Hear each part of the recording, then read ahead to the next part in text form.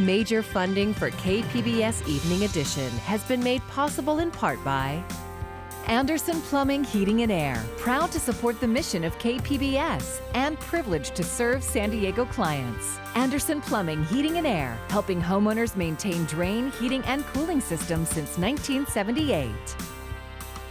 And by the Conrad Prebys Foundation, Darlene Marco Shiley, and by the following.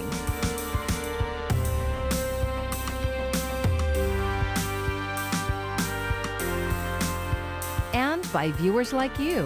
Thank you. Good evening. It's Friday, May 8th. Thank you for joining us. I'm Maya Trabulsi. It is a record day so far when it comes to the largest increase in coronavirus cases here in the county, and it comes as we move into a new phase of the pandemic. More businesses opening. To the latest numbers now, 233 positive cases amid the most tests reported in a single day. 4 people also died during this period. It's a sobering reminder the virus is still spreading. As more stores open and more people go back to work, we begin our coverage with KPBS reporter John Carroll. It's one of the great things about living where we do, so much to enjoy outside. When stay-at-home orders went into effect, a lot of outdoor activities were off limits. Parks, beaches, access to the water, all no-go zones. On a day when roughly 70% of businesses in California could reopen with restrictions, the county announced more easing of recreational opportunities. Topping the list, the reopening of county campgrounds with modifications, of course. Campgrounds may be open provided a vacant campsite separates each occupied campsite. And we are requiring that each campsite is occupied only by members of the same household. Other changes, you can now once again rent bikes, boats, kayaks, and surfboards. Tennis and handball courts can reopen, providing they can assure physical distancing. And even though golf courses have been open for a couple of weeks, there's a change there too.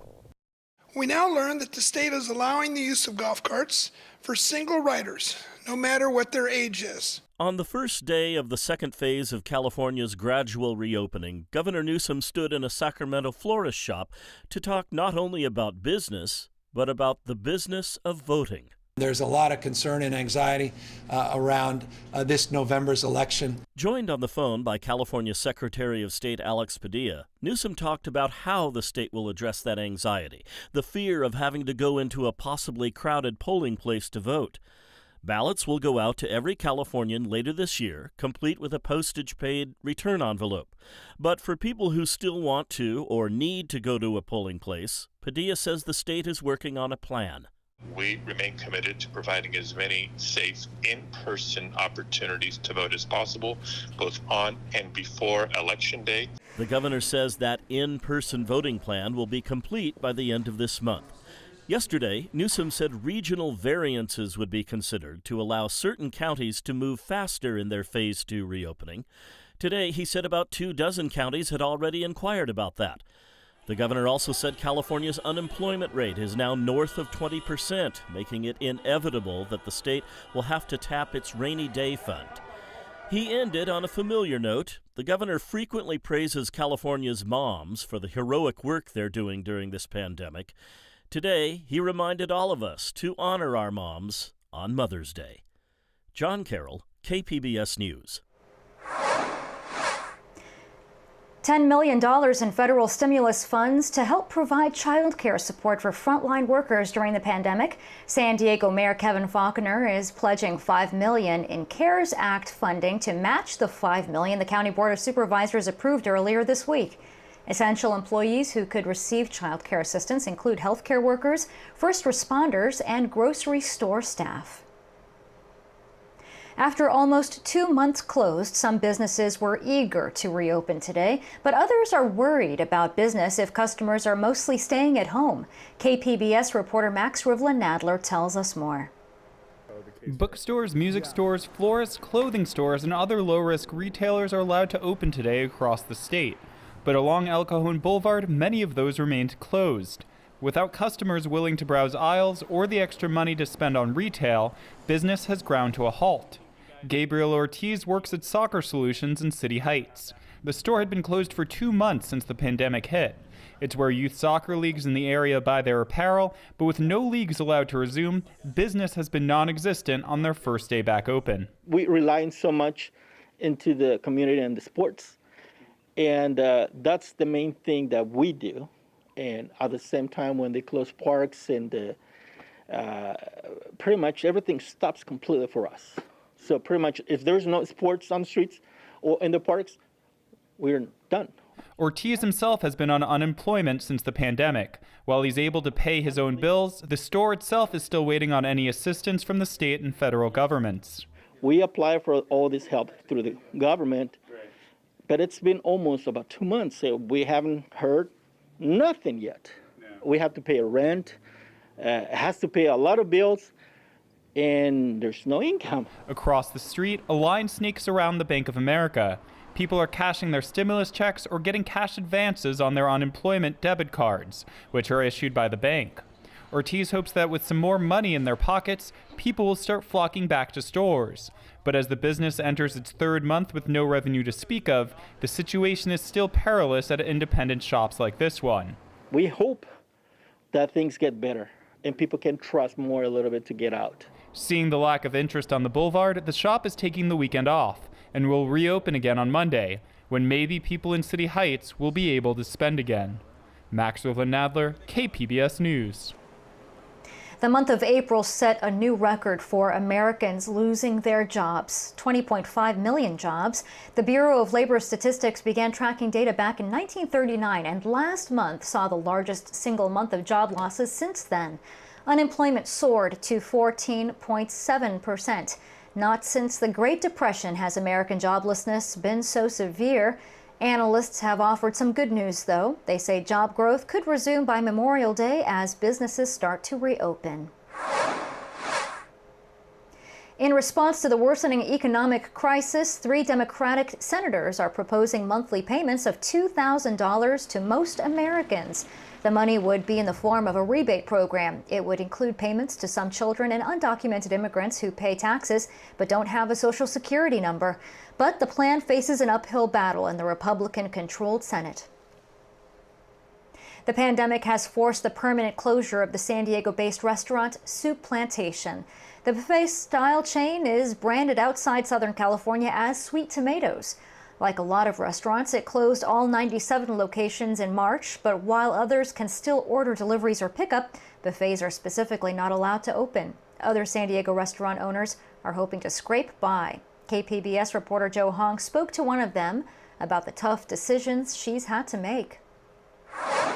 Coming from restaurant families, my parents owned a Vietnamese cafe for 25 years. Han Tran and her husband bought a Bisou sushi and bar in the Hillcrest neighborhood 16 years ago. When COVID-19 reached San Diego, they didn't have much time to adapt. The impact of it was pretty swift. We kind of saw it kind of creeping up and kind of keeping up with the news and trying to stay updated.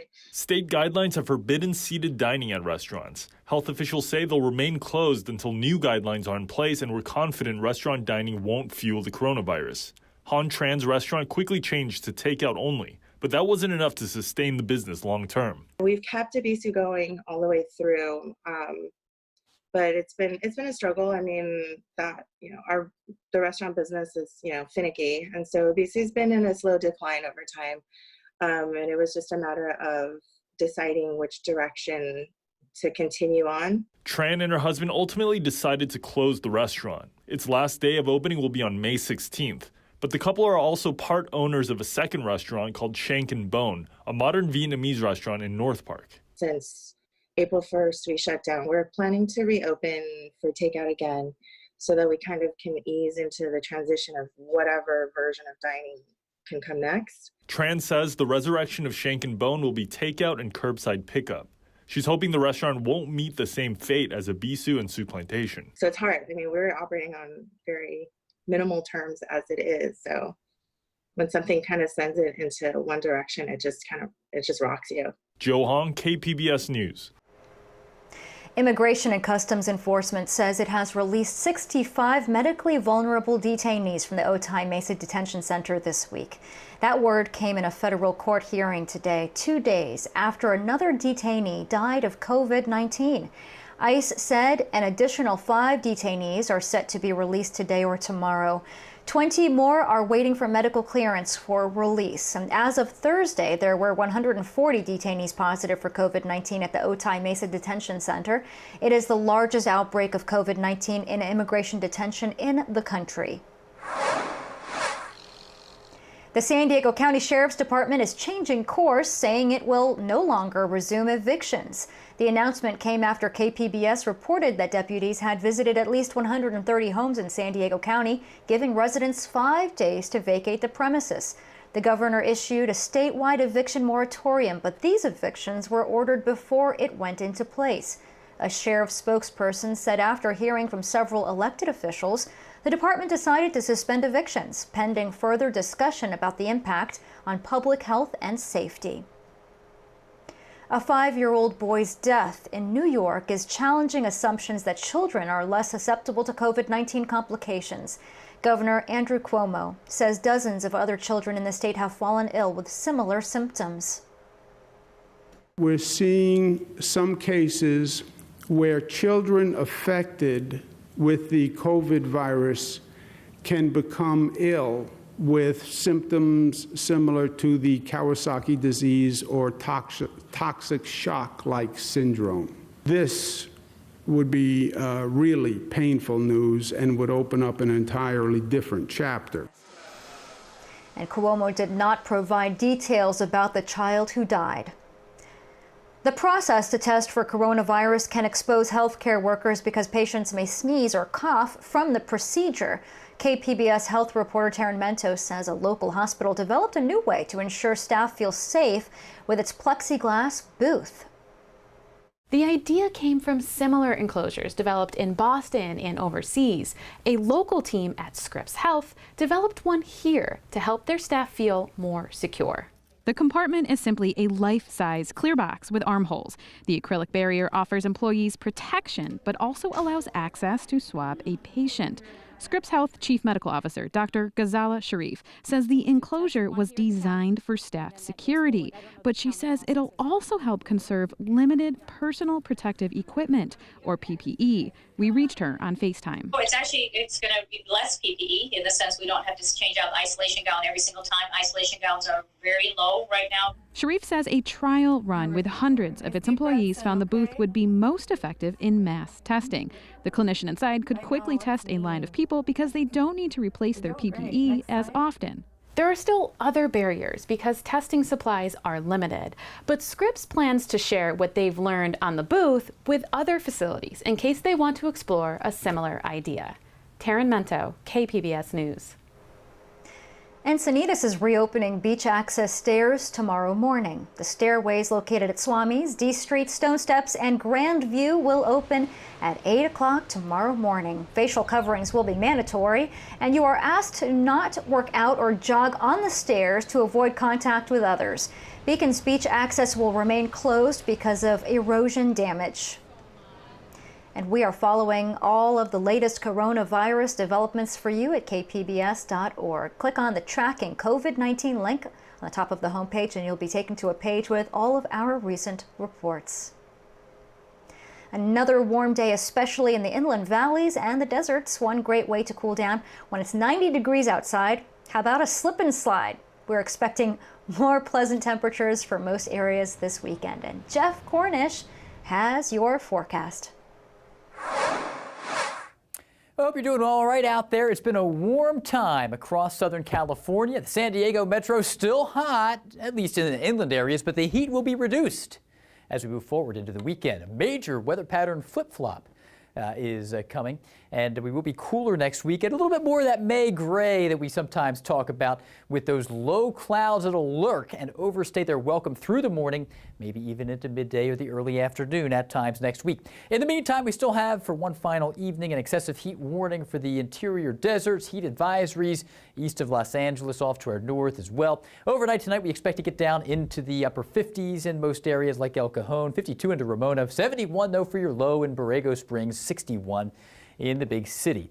As we look at the Saturday forecast, we're still staying toasty across the interior, but it won't be as hot as it had been.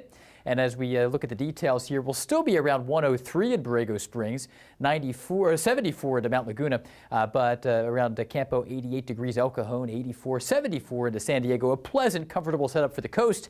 Weekend forecast again still holding on to the warmth out there. And then next week we expect to see a little more low cloud cover as moisture streams on in.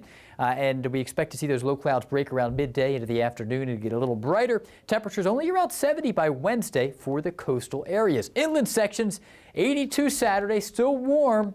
Backing down to 71 come Wednesday. Low clouds breaking in the afternoon. Mountainous areas, we're going to fall from 74 on a warm-ish Saturday back down to the mid-50s. A big drop there, about a 19 to 20 degree drop from Saturday through Wednesday. And into the deserts we go, and here's where that relief is especially welcome.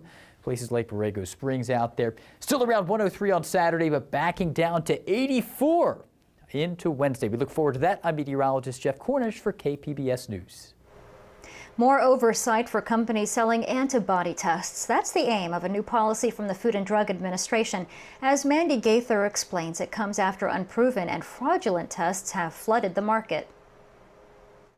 The FDA will now require antibody test makers to submit emergency authorization requests along with proof the tests work within 10 days. The agency is also setting specific performance recommendations for all test developers, saying they will work with the National Cancer Institute to independently validate antibody tests on the market.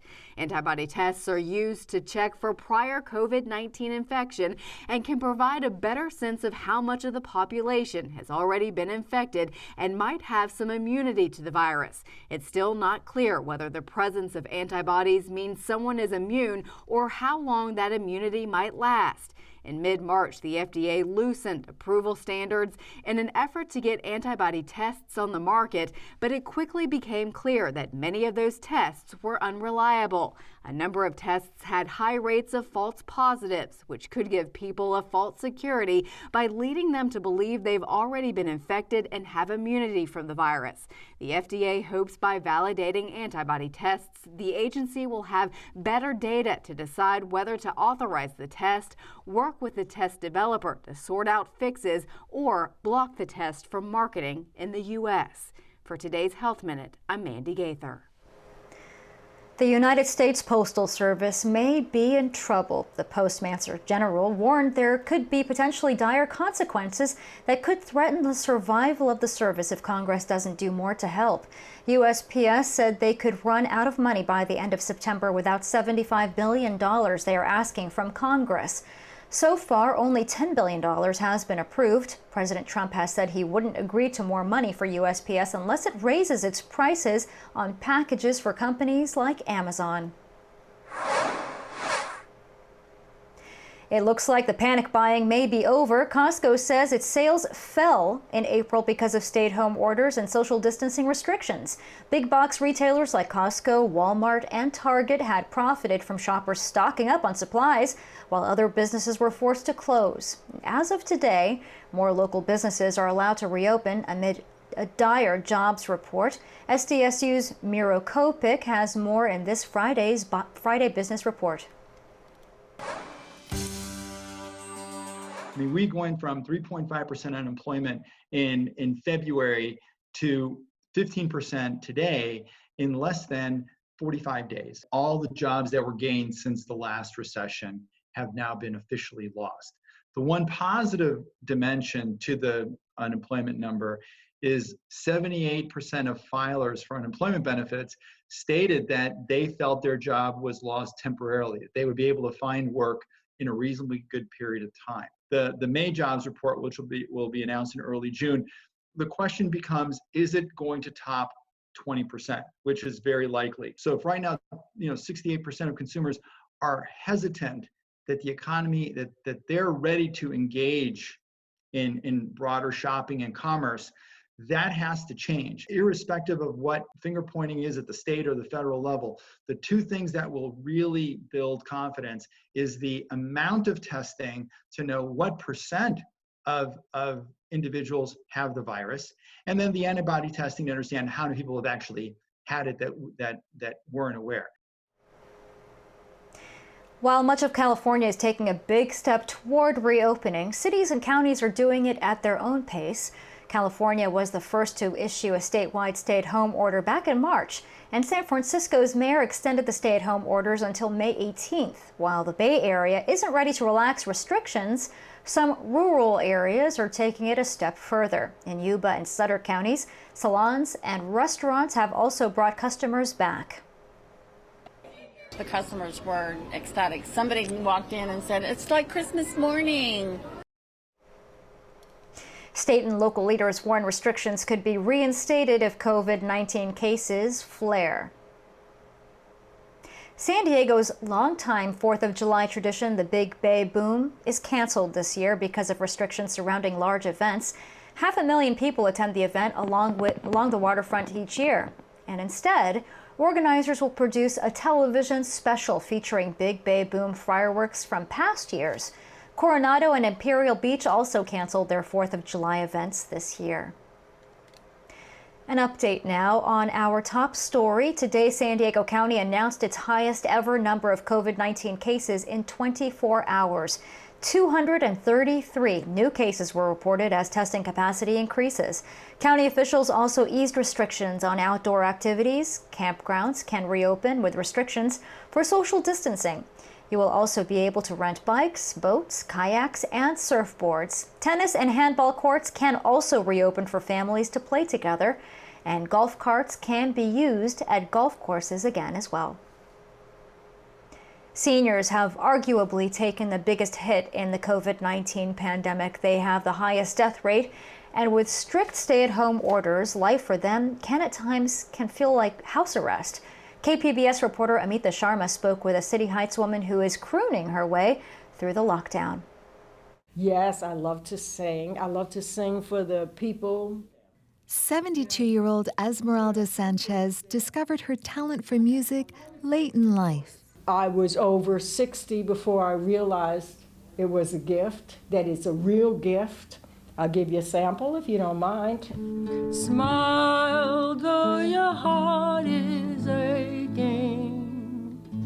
Smile even though it's breaking. When there are clouds in the sky, you'll get by. Before the coronavirus crisis, Sanchez says life was full, and she lived it outside of her tiny senior housing studio. I did enjoy very much going to Balboa Park. I'd sing and play a little bit, and then I'd go into the senior center. I'd play bingo, usually at least one game, and then I'd come out and I'd sing and play some more. I have a lot of instruments, and which I only brought the guitar, but I have a whole box of instruments. The kids used to be able to come over and handle the instruments and play with them, pretend that they're the musician. So of course I miss that tremendously. And now, over 2 months into the shelter-in-place directive, this native New Yorker also misses her friends. I mean, I've been here only a year, but I got accustomed to going into the dining room and associating. And as I told you, I started a group. We call ourselves Queens from Queens. And we don't do that anymore. We still socialize on the phone and we still get together, but we're not in the dining room, that one-on-one kind of everyday sort of thing. That's not happening. I miss human contact. Sanchez says an unexpected benefit of the lockdown is that it's helped her unlock her true self. I learned that I'm a survivor. I think more than anything. I believe, for me, the learning is that I'm meant to be here. I'm meant to be here. And I don't fully understand it. And I hope that amongst all the words and the gibberish that comes out of my mouth, that maybe someone else will glean an idea of what it is. But I feel that I've learned to love and to forgive. If you can't forgive, then you can't communicate, you can't collaborate, you can't get along to save this planet, to save our Earth. So as a person who holds a grudge, for the first time in countless years, I spoke to a sister of mine that I just don't, I love you, you know, from a distance. But we speak on the phone now. So I learned to forgive.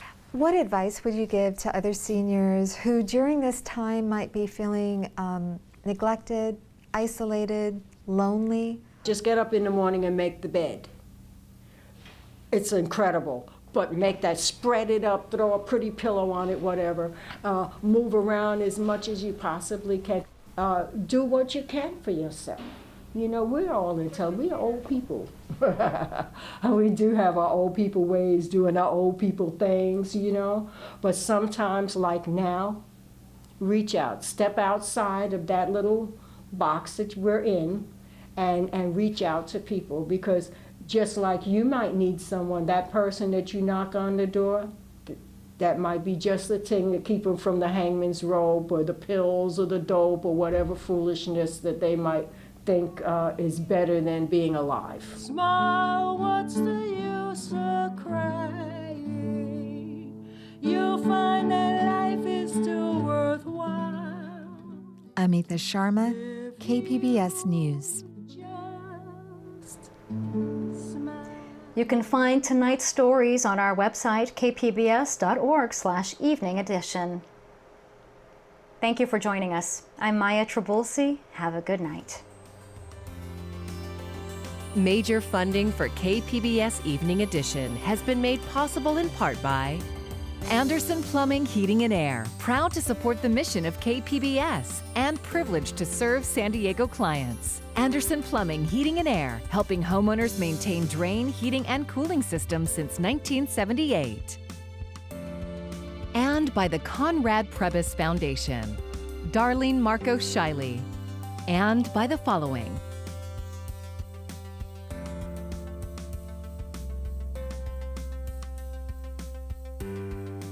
and by viewers like you. Thank you.